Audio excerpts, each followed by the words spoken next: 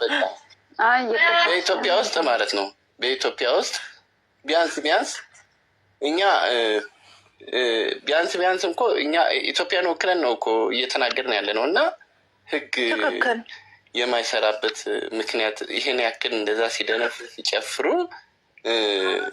እቺ ልጅ እኮ በቃ እኛውን ፈጣሪ ነው ያመጣት። በቃ ፈጣሪ ኃይሉ ጸሎት ነው ሁሉም ተንበረከክ ያገናኘው እንጂ እንደነሱ ፉከራ እቺ ልጅ ጣቷን ጥፍሯን እንዳለ ቁርጥርጥ አድርገው እንደቀበሯት ነው እኛ የምናስበው። ግን ያም ሆኖ እያለ ይሄን ያክል እንደዚህ እየለፈለፍነ ይሄን ያክል እንደዚህ እየደነፋን ይሄን ያክል እንደዚህ እየተናገርን ፍትህ ይከበር እያልን ባለንበት ሰዓት የማንም ተራ ዱርዬ የማንም ይሄን ሰብስቦ አሁን በእውነት ህግ ማሰር አቅቶት ነው። አንድም በጣም የሚያሳዝነኝ ይሄ ነው። በጣም በቃ ሴት ልጅ እናት ናት። ሴት ልጅ አገር ናት። ኢትዮጵያ የምትጠራው እኮ በሴት ልጅ ነው እንዴ። እቺ ልጅ እኮ ማንንም በድል አይደለም ስላፈቀረች ብቻ ይሄን ያክል ለምን ይሄን ያክል በደል ለምን ይደርስባታል? አሁን እኮ እኛ የእሷ መገኘት ብቻ አይደለም ፍትህ መከበር አለበት። እንደዚህ ያደረጉ ሰዎች ደግሞ ፍርድ መጠየቅ አለባቸው። ሌሎች እህቶቻችንስ ነገስ ምን እንደምትሆን እናውቃለን ይችን ልጅ። ስለዚህ የህግ አካል ይህን መስማት አለበት፣ ማወቅ አለበት።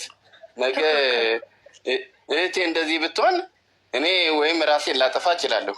እንዲያውም በጣም ትዕግስተኛ ናቸው። በጣም ትዕግስተኛ ናቸው። ደግሞም እንደዛም ሆኖ 5 ቀን ስጠፋ እነሱ የት ነበሩ እህታቸው አለችም እስከ መባል ደረጃ የደረሰችበት ምክንያት ይህ ሁሉ አሻጥር ባለበት መሀል ህግም ለምንድን ነው ይህን ሰርስሮ ፈፍሮ ለምንድን ነው ያላወጣው? ለምንድን ነው አስተማሪ የሆነ ቅጣት ለምንድን ነው ያልሰጠው? የዚች ልጅ መገኘትን እኮ አይደለም እኛ ማየት ያለብን። ነገ ከነገ ወዲያ በሌሎች እህቶቻችን ላይ የሚፈጸሙ በደልና ግፍስ እንዴ በቡድን ተደራጅቶ የሚንቀሳቀስ ሌባን መበተን አለበት መንግስት።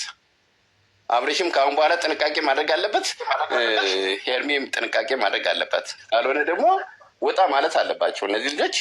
ከዚህ በቃ ንጹህ አየር ወዳለበት መውጣት አለበት። ኢትዮጵያ ውስጥ እነዚህ አይነት መጨፍለቅ ካለ እነዚህ ዱርዬዎች መንግስት ትዕግስታቸውን እና አስፈላጊውን እርምጃ ካልወሰደ ከባድ ነው ለእኔ።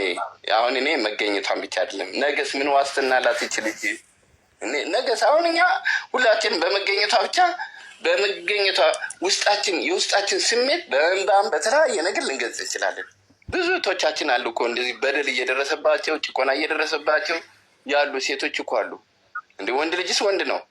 ሴት ልጅ እኮ ምንም የምታውቀው ነገር የለም፣ አቅምም የላትም እኮ እንዴ። ለምንድን ነው ምን ስላደረገች ምን ስለሰራች ምን ስለበደለች ለምንድን ነው ያቺ እንደዛ? ኢትዮጵያ ለእሷ ብቻ ያለችም እኮ እንዴ ህግ ለእሷ አይደለም ብቻ እኮ የቆመው ምንድን ነው? የተለያየ ክራይ ሰብሳቢነት ካለ ደግሞ ይሄ መገጸጽ አለበት፣ እርምጃ መወሰድ አለበት። የህግ አካላትም በድራማም ሆነ በምንም የሚቅረብ ይሄ ተገቢ አይደለም።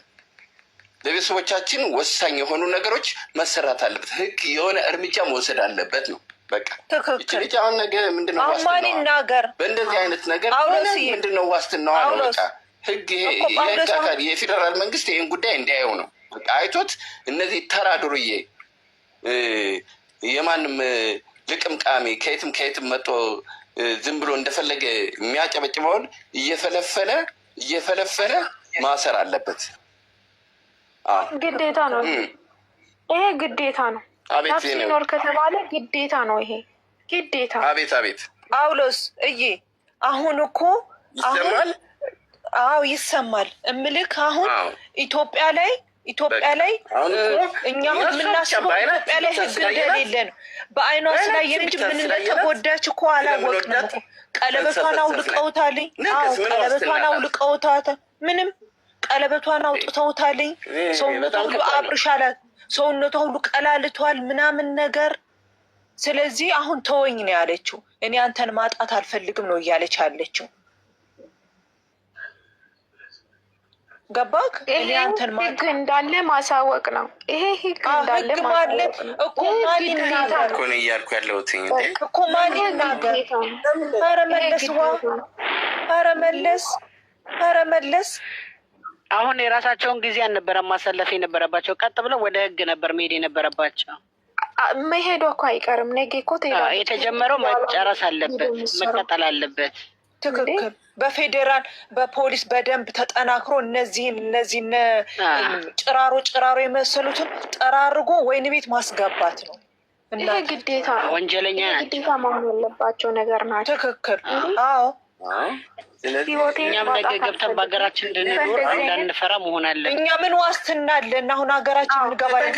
እኛ ምንድነው ዋስትናችን? እኛ በእንደዚህ አይነት ሁኔታ ህይወት ያለበት ታዋቂ ነች እሷ፣ ታዋቂ ነች ተገኘች።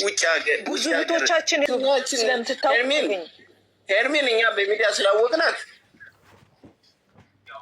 ድምፅ ከሆነኛ ስለምትታወቅ እች ልጅ ሆነም በቃ ስለ ጨውነ ተገኘች። ሌሎች እህቶቻችንስ እናንተስ ነገ ከነገ ወዲያ እንደ ሀገራችሁ አይደለም እንደ እትብታችሁ የተቀበረችበት ሀገራችሁ እስከሆነች ድረስ እንዴ አሁን ነገሮችን በሰፊው መንግስት ማሰብ አለበት። እች ልጅ እኮ ስለጠፋች አሁን እኛ እንደጠፋች ነው። በሴቶች ዙሪያ በደንብ ጠንክሮ መንግስት መስራት አለበት። መንግስት ለምንድን ነው ሀገር ላይ የተቀመጠው? እኮ መሄዳችን እንደኛ እንጮሃለን እንዲያው ማለት ነው። ስለዚህ ከባድ ነገር ምን አይነት ስራ ነው ብላላቸው። ታዲያ እንደዚህ አንዳንድ እንደ ዘባኖቹ ሰዎቹ ቢሆኑ እኮ እስር ቤት አስገብተውን ነበረ። እሷ ሳትመጣ አንተ መታሰር አለብህ ብለው። ኧረ ዝም በሉ። እኔ የምላችሁ ማለት ነው ገና እቺ ልጅ ሳትመጣ እኮ ነው። እነዛ ደግሞ ያመላጣና ፈረንጁ ደግሞ መጥሪያ ይዘው መጥተው በሰማት ፊት ወደ እስር ቤት ተገባለ። መጥሪያ ይዘው መጥተው ቡዜንም እስር ቤት እናስገባለን እያሉ እስኪ ነገ ልጅቱ የምትናገረው ሰማ የለ እንዴ? ለምን ቸኮሉ እነሱ? ተለቃቅሞ ለራሳቸው ቦታ የሚያስተካክሉ ስራቸው እየሸለላቸው ነው። የሰሩት ስራ እኮ ነው እሱ እኮ ለምኮ አንዳንድ እኮ አለቦታው ሰሪው ሀቅ እኮ ያስለፈልፋል። ያንዳንዳችሁ ተለቃቅሞ ይገባሉ። ለዛ ነው ቦታ የሚያስተካክሉ ያስለፈለፋቸው። እሱ ደግሞ ዝቤሌ እሱ እኮ ነው ከዝቤሌ ስራ አውጥቶ እዚህ ሰው ያደረገው ቆሻሻ። እኔ እግዚአብሔር ይቅር ይበለኝ መሳደብ አልወድም። እግዚአብሔር ግን ዛሬ በጣም ያቃጠለኝ ያናደደኝ። ስድብ እኮ አይደለም እንደኛ ጠላት ነው። ትክክለኛው ነገር ነው የተናገርሽ ያለሽ። ዛሬ ለስታቃለው ስድብ ማለት ይሄ የት ነበር ከወዲህ ተመጣጣው በቃ ትክክል እኮ ነው። ሰው በነገርሽ ላይ ካላወቀኝ ነገር አለ። ባበላሽው ባጠጣሽው ሰው እኮ ነው የምትወጊ። እውነት የትም ቦታ ሆኝ እኮ ልብ ብለሽ ካየሽ ካመንሽበት ነገ ብለሽ ካሳለፍሽ መጨረሻ ላይ የምትጣዩ ምድር ሲጀመር ለጥሩ ሰው አትሆንም፣ ለመጥፎ ሰው አትሆንም። ትዝ ይላችሁ እንደሆነ ቆይ ልንገራችሁ። ትዝ ይላችሁ እንደሆነ የጋሽዬን ሞተር ሳይክል ይዞ ጠላት ሆነ የተገለበጠ ጊዜ እልም ይበል። ገንዘብ ነው እኮ ገንዘብ እንደሆነ ይመለሳል። እንዴት እንደሆነ አብርሽ